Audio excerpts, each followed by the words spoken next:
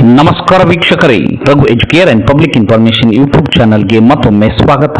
PM Kisan Samman Nidhi ಯೋಜನೆಯ ಅರ್ಹ ಫಲಾನುಭವಿಗಳಿಗೆ ಬಿಗ್ ಗುಡ್ ನ್ಯೂಸ್. ಹೌದು, ಪಿಎಂ ಕಿಸಾನ್ ಸಮ್ಮಾನ್ ನಿಧಿ ಯೋಜನೆಯಡಿಯಲ್ಲಿ ಹೆಸರು ನೋಂದಾಯಿಸಿಕೊಂಡು ಇಲ್ಲಿಯವರೆಗೆ 22ನೇ ಕಂತಿನವರೆಗೆ ಹಣವನ್ನು ಪಡೆದುಕೊಂಡು ಇದೀಗ 23ನೇ ಕಂತಿನ ಹಣದ ನಿರೀಕ್ಷೆಯಲ್ಲಿರುವಂತಹ ರೈತರಿಗೆ ಇದೀಗ ತಾನೇ ಬಂದಿರುವ ಬಿಗ್ ಅಪ್ಡೇಟೆಡ್ ಮಾಹಿತಿ ಈ ವಿಡಿಯೋದಲ್ಲಿ ನಿಮಗೆ.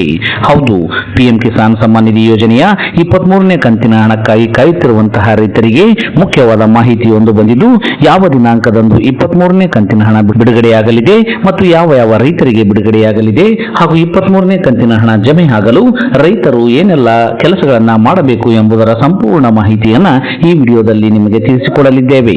ಹಾಗಾಗಿ ನೀವು ರೈತರಾಗಿದ್ದರೆ, ರೈತರ ಮಕ್ಕಳಾಗಿದ್ದರೆ ಈಗಲೇ ಈ ವಿಡಿಯೋಗೆ ಲೈಕ್ ಮಾಡಿ ಸ್ಕಿಪ್ ಮಾಡದೆ ವಿಡಿಯೋನ ಕೊನೆವರೆಗೂ ನೋಡಿ ಮಾಹಿತಿಯನ್ನ ತಿಳಿದುಕೊಳ್ಳಿ.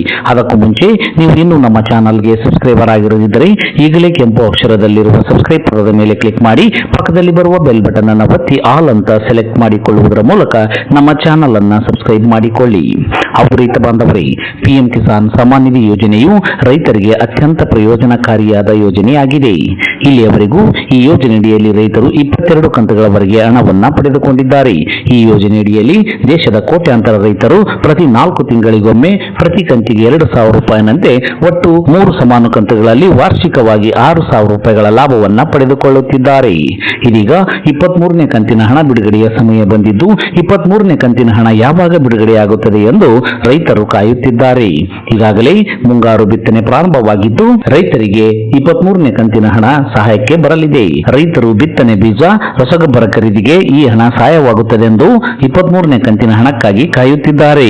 ಹೌದು, ಕೃಷಿ ಚಟುವಟಿಕೆಗಳಿಗೆ ಸಹಾಯವಾಗಲೆಂದು ಜೂನ್ ತಿಂಗಳಲ್ಲಿ ರೈತರ ಖಾತೆಗೆ 23ನೇ ಕಂತಿನ ಹಣವನ್ನು ಜಮೆ ಮಾಡಲಾಗುವುದು ಎಂದು ಮೂಲಗಳಿಂದ ತಿಳಿದು ಬಂದಿದೆ. ಹೀಗಾಗಿ ಜೂನ್ 18ನೇ ತಾರೀಕಿನ ನಂತರ ಪಿಎಂ ಕಿಸಾನ್ ಸಮ್ಮಾನ್ ನಿಧಿ ಯೋಜನೆಯ 23ನೇ ಕಂತಿನ ಹಣ ಬರಬಹುದು ಎಂದು ಬಲ್ಲ ಮೂಲಗಳಿಂದ ಮಾಹಿತಿ ತಿಳಿದು ಬಂದಿರುತ್ತದೆ. ಪಿಎಂ ಕಿಸಾನ್ ಸಮ್ಮಾನ್ ನಿಧಿ ಯೋಜನೆಯ 23ನೇ ಕಂತಿನ ಹಣವನ್ನು ಪಿಎಂ ಕಿಸಾನ್ ಸಮ್ಮಾನ್ ನಿಧಿ ಯೋಜನೆಗೆ ನೋಂದಣಿ ಮಾಡಿಸಿದ ಮಾತ್ರಕ್ಕೆ ಜಮೆ ಮಾಡಲಾಗುತ್ತದೆ ಎಂದು ಹೇಳಲಾಗುವುದಿಲ್ಲ. ಫಲಾನುಭವಿಗಳ ಪಟ್ಟಿಯಲ್ಲಿ ರೈತರ ಹೆಸರು ಇರಬೇಕು. ಫಲಾನುಭವಿಗಳ ಪಟ್ಟಿಯಲ್ಲಿ ತಮ್ಮ ಹೆಸರು ಇದೆಯೋ ಇಲ್ಲವೋ ಎಂಬುದನ್ನು ರೈತರು pmkisan.gov.in ಅಧಿಕೃತ ವೆಬ್ಸೈಟ್ಗೆ ಭೇಟಿ ನೀಡುವುದರ ಮೂಲಕ ಅಲ್ಲಿ ಫಾರ್ಮರ್ಸ್ ಕಾರ್ನರ್ನಲ್ಲಿ ಕಂಡುಬರುವಂತಹ ಬೆನಿಫಿಷರಿ ಸ್ಟೇಟಸ್ ಮೇಲೆ ಕ್ಲಿಕ್ ಮಾಡಿ ನಂತರ ತೆರೆದುಕೊಳ್ಳುವ ಪುಟದಲ್ಲಿ ರೈತರು ತಮ್ಮ ರಾಜ್ಯ, ತಮ್ಮ ಜಿಲ್ಲೆ, ತಮ್ಮ ತಾಲೂಕು, ಹೋಬಳಿ ಮತ್ತು ಊರನ್ನ ಆಯ್ಕೆ ಮಾಡಿಕೊಂಡು ನಂತರ ಗೆಟ್ ರಿಪೋರ್ಟ್ ಮೇಲೆ ಕ್ಲಿಕ್ ಮಾಡಬೇಕಾಗುತ್ತದೆ. ಆಗ ಪಿಎಂ ಕಿಸಾನ್ ಸಮ್ಮಾನ್ ನಿಧಿ ಯೋಜನೆಯ ಫಲಾನುಭವಿಗಳ ಪಟ್ಟಿ ಓಪನ್ ಆಗುತ್ತದೆ. ಅದರಲ್ಲಿ ಪ್ರತಿ ಪೇಜ್ನಲ್ಲಿಯೂ ನಿಮ್ಮ ಹೆಸರು ಇದೆಯೋ ಇಲ್ಲವೋ ಎಂಬುದನ್ನು ಪರಿಶೀಲನೆ ಮಾಡಿಕೊಳ್ಳಬೇಕು. ಒಂದು ವೇಳೆ ಪಟ್ಟಿಯಲ್ಲಿ ನಿಮ್ಮ ಹೆಸರು ಇದ್ದರೆ ನಿಮಗೆ 23ನೇ ಕಂತಿನ ಹಣವು ಯಾವುದೇ ತೊಂದರೆ ಇಲ್ಲದೆ ನಿಮ್ಮ ಖಾತೆಗೆ ಬಂದು ತಲುಪುತ್ತದೆ. ಅದೇ ರೀತಿ ನಿಮ್ಮ ಹೆಸರು ಪಟ್ಟಿಯಲ್ಲಿ ಇಲ್ಲದೆ ಇದ್ದರೆ ನೀವು ನಿಮ್ಮ ಸ್ಟೇಟಸ್ ಅನ್ನು ಚೆಕ್ ಮಾಡಿಕೊಂಡು ಯಾವ ಒಂದು ಪ್ರಕ್ರಿಯೆಯನ್ನ ಮಾಡಿ ಮುಗಿಸಿಲ್ಲವೋ ಅದನ್ನು ನೀವು ಮಾಡಿ ಮುಗಿಸಿದ ನಂತರ ನಿಮಗೆ ಪಿಎಂ ಕಿಸಾನ್ ಸಮ್ಮಾನ್ ನಿಧಿ ಯೋಜನೆಯ ಹಣ ಬರುತ್ತದೆ.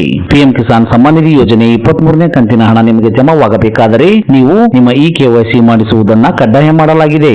ಇದಾದ ನಂತರ ನಿಮ್ಮ ಬ್ಯಾಂಕ್ ಖಾತೆಗೆ ಆಧಾರ್ ಕಾರ್ಡ್ ಸಂಖ್ಯೆಯನ್ನ ಲಿಂಕ್ ಮಾಡಿಸಬೇಕು. ಜೊತೆಗೆ ನಿಮ್ಮ ಜಮೀನಿನ ಪಹಣಿಯಲ್ಲಿ ಹೆಸರು ಒಂದೇ ಇದೆಯೋ ಇಲ್ಲವೋ ಎಂಬುದನ್ನು ಪರಿಶೀಲಿಸಿಕೊಳ್ಳಬೇಕು. ಒಂದು ವೇಳೆ ಹೆಸರಿನಲ್ಲಿ ವ್ಯತ್ಯಾಸವಿದ್ದರೆ ನಿಮಗೆ ಹಣ ಜಮೆಯಾಗುವ ಸಾಧ್ಯತೆ ಕಡಿಮೆ ಇರುತ್ತದೆ. ಅದನ್ನ ಸರಿಪಡಿಸಿಕೊಳ್ಳಬೇಕು. ಇನ್ನು ನಿಮ್ಮ ಭೂಮಿಯ ದಾಖಲೆಗಳ ಸತ್ಯಾಪನೆಯನ್ನ ಮಾಡಿಸಬೇಕು.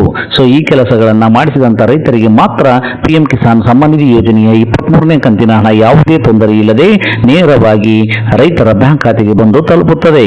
ಹೀಗೆ ಈ ಕೆಲಸವನ್ನ ಮಾಡಿ ಮುಗಿಸಿದಂತಹ ರೈತರಿಗೆ 23ನೇ ಕಂತಿನ ಹಣವು ಜೂನ್ 18ನೇ ತಾರೀಕಿನ ನಂತರ ಯಾವುದಾದರೂ ದಿನದಂದು ರೈತರ ಖಾತೆಗೆ ಜಮಾವಾಗುವ ಸಾಧ್ಯತೆ ಇರುತ್ತದೆ.